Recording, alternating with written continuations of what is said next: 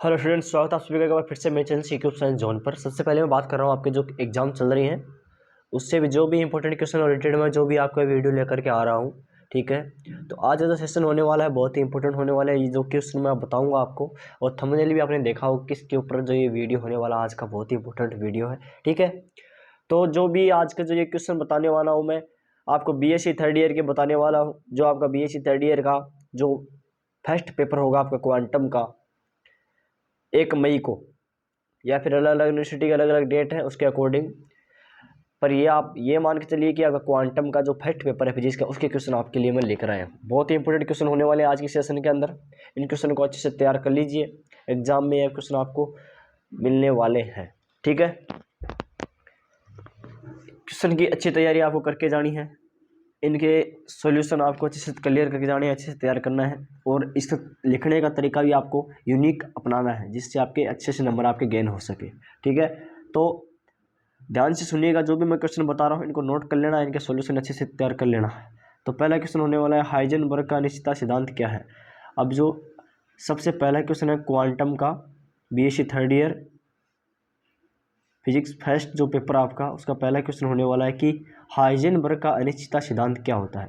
अब जो भी आपका हाइजेनबर्ग का अनसर्टेनिटी का जो सिद्धांत होता है उसके बारे में आपको बताना है, उसका पूरा डिटेल आपको देनी है, उसकी पूरी विवेचना करनी है, वो क्या होता है, अनिश्चितता सिद्धांत के अनुप्रयोग बताने हैं, और किसी भी एक अनुप्रयोग के बारे में आपको टोटल उसका वर्णन लिखना है।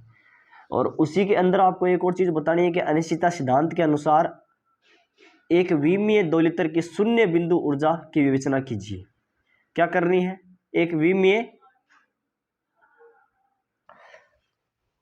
और जो सेकेंड पॉइंट होने वाला वो होने वाला आपका प्रकाश विद्युत प्रभाव तथा कॉम्पटन प्रभाव में अंतर कीजिए। आपका जो ये इफेक्ट होता है, कॉम्पटन इफेक्ट होता है, आपका फोटो इलेक्ट्रिक इफेक्ट होता है, इनके बीच में आपको दोनों के बीच में अंतर करना है, जो भी डिफरेंस होता है उसके बारे में आपको लिखना है। बहुत ही इंपॉर्टेंट क्वेश्चन है, एग्जाम की दृष्टि से अच्छे से तैयार कर लेना। अगला जो क्वेश्चन होने वाला है क्वेश्चन नंबर 2 है आपका हर्मिटिय संकारक को परिभाषित कीजिए। बहुत ही इंपॉर्टेंट क्वेश्चन है, एग्जाम की दृष्टि से ध्यान में रख लेना। जो हर्मिटिय संकारक है ये वाला पॉइंट है आपका बहुत ही ज़्यादा इंपॉर्टेंट होने वाला है।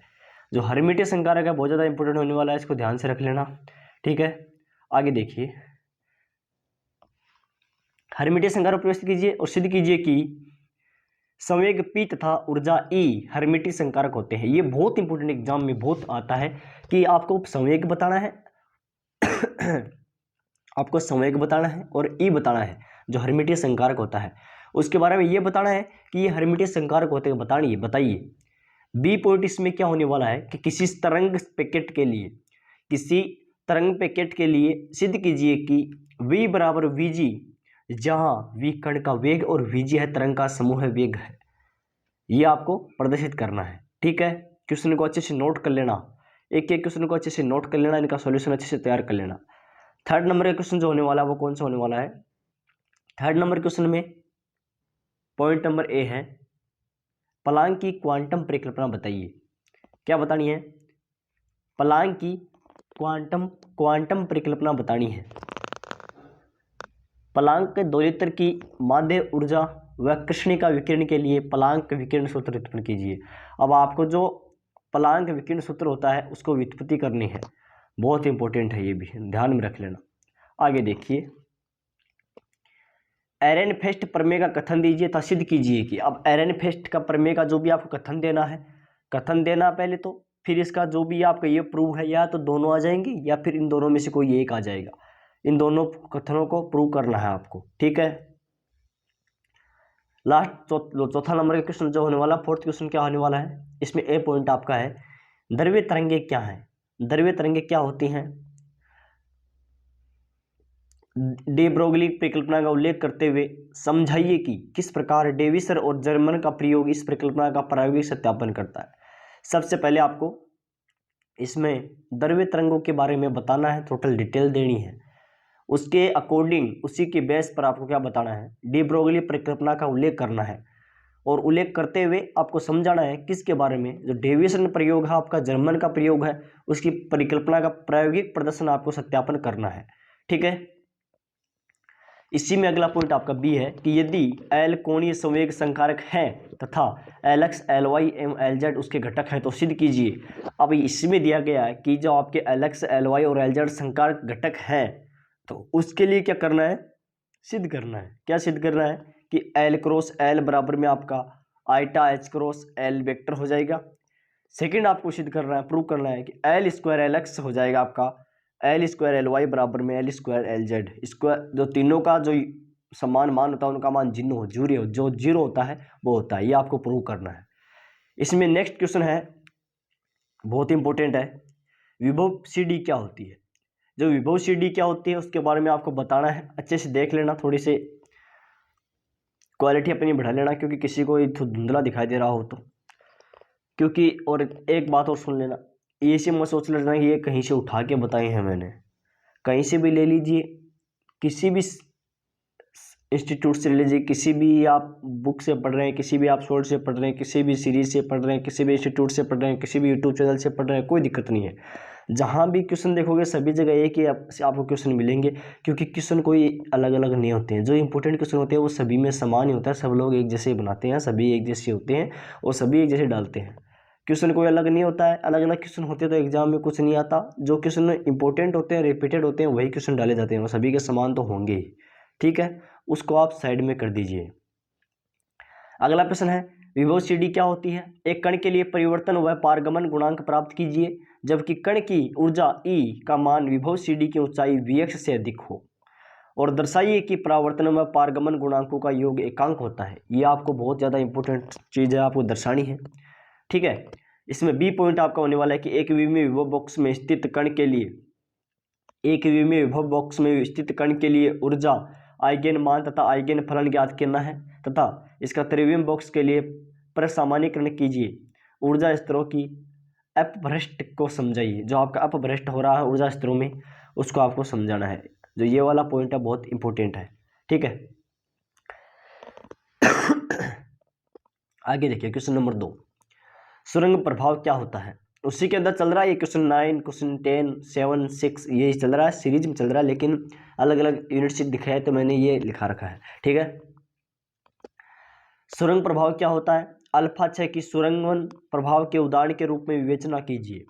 सिद्ध कीजिए कि प्राचीर विभव रोधिका की चौड़ाई तथा ऊंचाई घटने से सुरंगन में वृद्धि होती है। ये आपको प्रूव करना है। ठीक है, इसको आपको प्रूव करना है। ठीक है, अगला क्वेश्चन है, चौड़ाई a तथा ऊंचाई v0 के एक आयताकार विभव रोधिका से गुजरने वाले ऊर्जा E के कण के लिए परावर्तन तथा पारगमन गुणांकों की गणना कीजिए। जबकि E ग्रेटर देन v0 है, v0 है, तो सिद्ध कीजिए कि ऊर्जा के कुछ मानों के लिए पारगमन गुणांक 1 होगा। अब आपको प्रूव करना है कि ऊर्जा के कुछ मानों के लिए जो ये पारगमन मान होता है वो कितना होता है, आपका 1 होता है। ये आपको प्रूव करना है। बहुत ही इंपॉर्टेंट क्वेश्चन है, ध्यान रख लेना। अगला क्वेश्चन देखिए, अगला क्वेश्चन होने वाला है, एक कण एक विमीय वर्ग विभव कूप में गतिमान है जिसकी गहराई अनंत है तथा निम्नानुसार परिभाषित है। Vx है, आपको अलग अलग फलन दिया गया है, अलग अलग लिमिटेशन दी गई है। कण के ऊर्जा के आइगेन मानों तथा आइगेन फलनों की गणना करनी है। सबसे मैं बात बता दूं आपको, जो भी आइगेन मान होते हैं, जो भी आइगेन फलन होते हैं, उनको कैसे ज्ञात किया जाता है वो चीज़ आपको अच्छे से तैयार करके जानी है। क्योंकि आइगेन मान और आइगेन फलन ज्ञात करने से संबंधित कुछ गणना करने से संबंधित कुछ इंपॉर्टेंट क्वेश्चन आपको 2-3 बार रिपीट होंगे। ठीक है, अगला क्वेश्चन है इसमें, कक्षीय कोणीय संवेग को परिभाषित कीजिए। कक्षीय कोणीय संवेग संकारक एल वेक्टर एल कैप का स्क्वायर तथा के व्यंजक गोलीय ध्रुवीय निर्देशांक में प्राप्त कीजिए। एल स्क्वायर और एल साइज नोट के आइगेन मान तथा आइगेन फलन प्राप्त कीजिए। ठीक है, ये इतना इंपॉर्टेंट नहीं है, लेकिन इसमें जो ये डेफिनेशन दिखा रखी है बहुत इंपॉर्टेंट है। कोणीय संवेग की जो डेफिनेशन है वो इंपॉर्टेंट है। इसमें है, एक विमीय अनंत विभव कूप के कण के लिए ऊर्जा, आइगेन मान व आइगेन फलन प्राप्त कीजिए। सिद्ध कीजिए कि आइगेन फलन नाभिक होते हैं। ये भी बहुत ज़्यादा इंपॉर्टेंट क्वेश्चन है। प्रूव करने वाले क्वेश्चन आपको बहुत मिलेंगे। ये क्वेश्चन आपका इंपॉर्टेंट होने वाला है, इसको आप 3 स्टार ले लीजिए। ठीक है, इसको आप 3 स्टार मान के चलिए, इंपॉर्टेंट क्वेश्चन होने वाला है। अगला क्वेश्चन आप देख सकते हैं, अभिजीय और लास्ट क्वेश्चन है आपका एग्जाम का जो इंपॉर्टेंट है। अभिजीय समीकरणों अल्फा बराबर बीटा टेन बीटा ए और माइनस अल्फा बराबर बीटा कोट बीटा ए का उपयोग ग्राफीय विधि द्वारा आइगेन मान ऊर्जा को प्राप्त कीजिए। जो आइगेन मान ऊर्जा होती है उसको प्राप्त करना है। कैसे प्राप्त करेंगे वो आपको, इसका सॉल्यूशन आपको देखना है, तैयार करना है, आपके पास में टाइम है। ठीक है, लास्ट क्वेश्चन है आज के इस सेशन का, समता से आप क्या समझते हैं? जो सिमिलरिटी होती है उससे आप क्या समझते हैं, सिमिलरिटी से आप क्या समझते हैं, उसके बारे में आपको बताना है। ठीक है, अब इसमें आपको जो दिखाया गया है कि समता से आप क्या समझते हैं। ठीक है,